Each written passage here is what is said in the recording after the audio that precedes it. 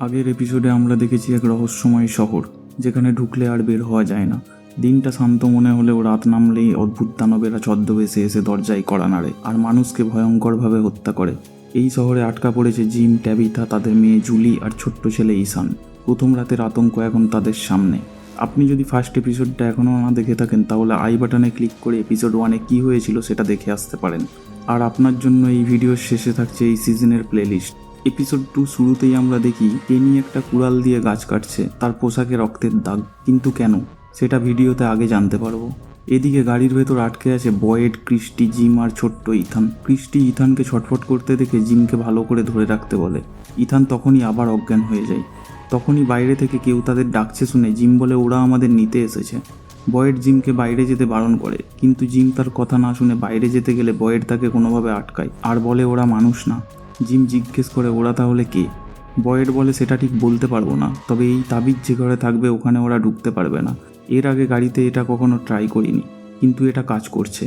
তখন ইথানের জ্ঞান ফিরে আসে। ক্রিস্টি তাকে একটা ইঞ্জেকশন দেয় যাতে তার ব্যথা কম লাগে। এদিকে কেনিরা সবাই দৌড়ে কলোনি হাউসের সামনে আসে। যে এত নেশা করেছিল আস্তে আস্তে সে রাস্তায় পড়ে যায়। এলিসার ফাদার তাকে ধরে ধরে কলোনি হাউসের সামনে নিয়ে আসে। ফতিমা তাদেরকে আসতে দেখে দরজা খুলতে গেলে একজন তাকে বাধা দিয়ে বলে ওরা মানুষ না। কেনিরা সবাই দরজা খুলতে বলে আর দরজা ধাক্কা দেয়। তখনই ডোনা ওপর থেকে নামতে নামতে দরজা খোলার জন্য বলে। এদিকে মানুষরূপী পিশাচগুলো তাদের সামনে আসে। তাদের একজন জুলির নাম ধরে ডাকে। তখন কেনি তাকে একটা গুলি করে, কিন্তু গুলি করলেও তার কিছুই হয় না। দরজা খুলে তারা সবাইকে নিয়ে ভেতরে আসে। ভেতরে এসে ডোনা নিয়ম অনুসারে জুলি আর ট্যাবিথার হাত বাঁধতে বলে। কেনি বারণ করলেও ডোনা শোনে না। এলিস গিয়ে তাদের হাত বেঁধে দেয়। জুলি খুব ভয় পাচ্ছিল। এলিস জেডকে বিছানায় শুইয়ে তার হাত পা বেল্ট দিয়ে বেঁধে দেয়। ডোনা ট্যাবিথাকে তার ঘরে নিয়ে এসে বলে যেটা হয়েছে সেটার জন্য দুঃখিত। ট্যাবিথা তখন জুলির কথা জিজ্ঞাসা করে। ডোনা জানায় সে ঠিক আছে। ডোনা ট্যাবিথার জল খাবার জন্য তার হাত খুললে সে দরজা খুলে বাইরে চলে যায়, কিন্তু বাইরে একজন পাহারা দিচ্ছিল। ডোনা তাকে ধরে আবার ঘরে নিয়ে আসে আর তাকে চেয়ারে বসতে বলে। এরপর তাকে বলে আমি যেটা বলবো সেটা শুনে হয়তো তুমি আমাকে পাগল ভাববে, কিন্তু আজকের রাতটা তোমার কাছে প্রথম। ট্যাবিথা বলে আমাকে আমার মেয়ের সাথে দেখা করতে দাও। ডোনা বলে ঠিক আছে দেখা করো, কিন্তু তার আগে আমি তোমাকে কিছু বলছি সেটা শোনো। এদিকে জুলি হাত বাঁধা অবস্থায় একটা চেয়ারে বসেছিল। তখন সেখানে ভিক্টর আসে। জুলি তাকে দেখে খুব ভয় পেয়ে যায়। ভিক্টর তাকে বলে আমি এখানে খাবার নিতে এসেছি। সে খাবার নিয়ে জুলিকে বলে তুমি ওই দুটো গাড়ির মধ্যে একটাতে ছিলে তাই না? এটা খুব স্পেশাল, তার মানে এটা কি হতে পারে? এই সব শুনে জুলি আরও ভয় পেয়ে যায়। তখন ফতিমা সেখানে এসে ভিক্টরকে বলে তুমি এখানে কি করছো? ওরা এমনিতেই ভয় পেয়েছে, তুমি এখন ঘরে যাও। ভিক্টর চলে গেলে ফতিমা জুলিকে বলে ওকে দেখে ভয় পাওয়ার কিছু নেই, ও কাউকে কিছু করে না, ও এখানে অনেক বছর ধরে আছে। তুমি আমাকে তোমার বন্ধু ভাবতে পারো। আমি যদি তোমার হাত খুলে দিই তাহলে তুমি বাইরে চলে যাবে না তো? তাহলে আমি তোমাকে কিছু দেখাতে পারি। জুলি বলে ঠিক আছে। ফতিমা তার হাত খুলে এলিসের ঘরে নিয়ে যায়। সেখানে অনেক ড্রয়িংয়ের ছবি দেখে জুলি জিজ্ঞাসা করে এগুলো কে বানিয়েছে? ফতিমা জানাই অ্যালিস। ফতিমা জানলার পর্দা সরিয়ে তাকে জানলার বাইরে দেখতে বলে। জুলি মুগ্ধ হয়ে বাইরের দৃশ্য উপভোগ করে। এদিকে ক্রিস্টি ইথানকে ভালো করে চেক করে। তখনই তারা বাইরে থেকে কারো আওয়াজ শুনতে পায়। জিম তখন বলে ওরা যদি ভেতরে আসে তাহলে কি হবে? বয়েড তাকে শান্ত থাকতে বলে। জিম তখন বলে তোমার কাছে বন্দুক আছে, তাহলে ভয় পাচ্ছ কেন? বয়েড বলে গুলিতে ওদের কিচ্ছু হয় না। জিম জানালা দিয়ে বাইরে তাকালে বয়েড তাকে বলে যতক্ষণ তাবিজ আছে ওরা ভেতরে আসতে পারবে না, কিন্তু যদি কেউ দরজা জানালা খুলে ওদের ভেতরে আসতে দেয় তাহলে ওরা তাকে মেরে ফেলে। বাইরের আওয়াজ শুনে ক্রিস্টি খুব ভয় পাচ্ছিল, কিন্তু বয়েড তাকে সান্ত্বনা দেয়। এরপর তাকে বলে বাইরে যা হচ্ছে সেটা ভুলে যাও আর ইথানের ভালো করে চিকিৎসা করো। ক্রিস্টি জিমকে ইথানকে ভালো করে ধরতে বলে আর বয়েডকে বলে তার পাগুলো শক্ত করে ধরতে। এরপর ক্রিস্টি ইথানের পা থেকে রডটা টেনে বের করে। এদিকে কেনি তাদেরকে বেঁধে রেখেছে বলে খুব রেগে যায়। এলিস এসে তাদের বলে তোমাদের থাকার জন্য 3 তলাতে ঘর রেডি করা আছে। ফাদার তাকে জেডের ব্যাপারে জিজ্ঞাসা করলে সে বলে সে নেশায় আছে, তাই আমি তার হাত পা বেঁধে রেখেছি। আর ডোনার এই ব্যবহারের জন্য এলিস তাদের কাছে ক্ষমা চায়। সে কেনিকে বলে তোমরা যদি রাস্তায় কাঁটাটা না বেচাতে তাহলে আমরা অনেক আগেই পৌঁছাতে পারতাম। এটা শুনে কেনি খুব রেগে যায়। ফাদার তখন তাকে থামায়। এলিস তাদেরকে একটা মদের বোতল দিয়ে বলে দেখো এটা খেয়ে যদি তোমার রাগটা একটু কমে, আর সেখান থেকে সে চলে যায়। এদিকে ক্লিনিকে জিনা কেনির বাবা মিস্টার লিউয়ের সাথে দাবা খেলে। তখন কথায় কথায় তাদের কেনির কথা উঠলে মিস্টার লিউ পাগলামি শুরু করে। তখন জিনা তাকে ধরে ধরে নিয়ে গিয়ে শুইয়ে দেয়। সারা টবিকে মারার পর কার সাথে যেন কথা বলে, কেউ তাকে দিয়ে এইসব করাচ্ছে। সারা তাকে বলে আমি আর এসব করতে পারবো না, কিন্তু সে তাকে বলে এটাই শেষ, আর তুমি টবির জিভটা কেটে নাও। সারাও তার কথা মতো টবির গলা থেকে স্ক্রুড্রাইভারটা প্রথমে খুলে নেয়, তারপর ড্রয়ার থেকে একটা ছুরি নিয়ে এসে টবির জিভটা কেটে নেয়। এদিকে মদ খেতে খেতে কেনি ফাদারকে বলে, আমার বাবা তোমার সাথে দাবা খেলতে চাই, তুমি কালকে একবার তার সাথে দেখা করো। তার যতই শরীর খারাপ হোক, তুমি যদি তার সামনে দাবা রেখে দাও তাহলে সে কখনোই খেলা ছেড়ে উঠে যাবে না। ফাদার বলে, চিন্তা করো না, কারো কিচ্ছু হবে না, সকাল হলেই আমরা ওদেরকে নিতে যাব। এলিস তার ঘরে এসে শোবার সময় জুলিকে তার ঘরে বসে থাকতে দেখে তাকে জিজ্ঞাসা করে, তুমি কি জানো ফতিমা কোথায়?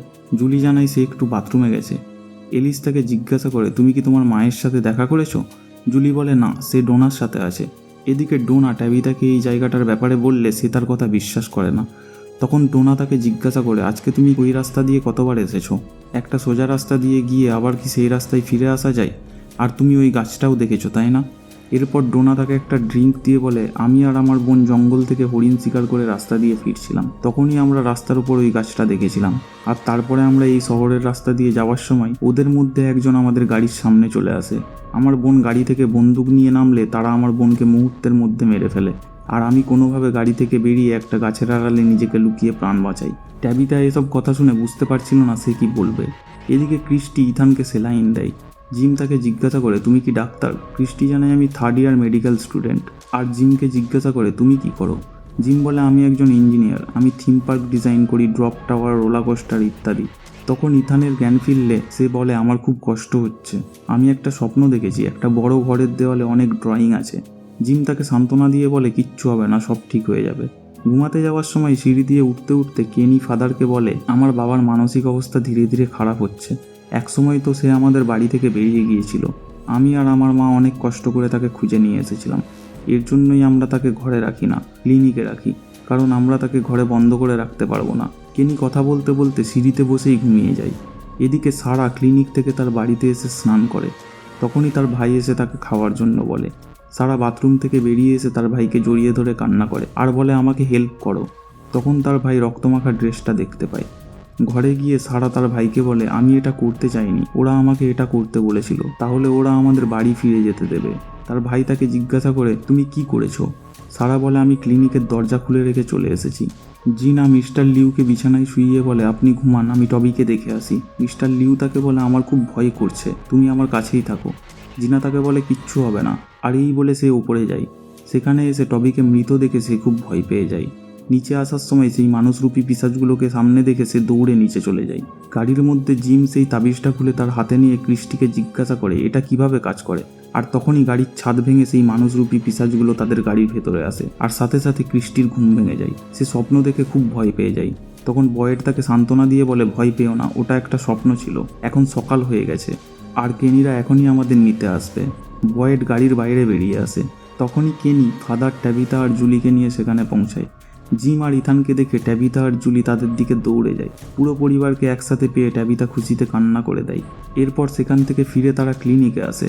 ক্লিনিকের দরজা খোলা দেখে কেনি দৌড়ে ভেতরে আসে আর দরজার সামনে তাবিজটা পড়ে থাকতে দেখে।